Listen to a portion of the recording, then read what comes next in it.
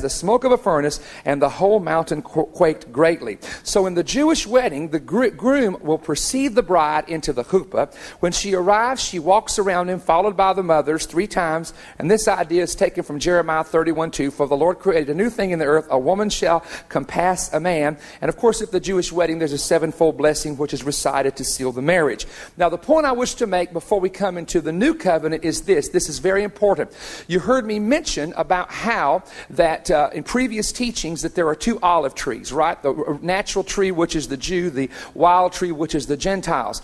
And I made a statement years ago, and I remember being mocked and laughed at for making this statement. In fact, Don Chanel even laughed at me with Keith Dudley. I remember we were laughing about this. They said, Stone, are you saying such and such? And now I think that we understand a little bit more what this is about. But here it is.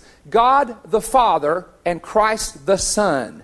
God the Father is married to the natural seed of Abraham, and he has a covenant with the natural Jew. This is why he will one day gather them from all nations, make Jerusalem the capital, make David the king of Jerusalem, and Christ the king of the earth from the city of Jerusalem. It's all about covenant. And so God is married to Israel. Now he divorced them according to the Bible because of their unbelief. He gave them a bill of divorcement, but then he says, I love you enough that I'm going to reverse that bill of divorcement, and I'm going to bring you back and save the entire nation one day. And one day they will look at the wounds of Jesus according to the prophet of the Bible and say, where did you get those wounds? He'll say, I got them in the house of my friends. And they'll recognize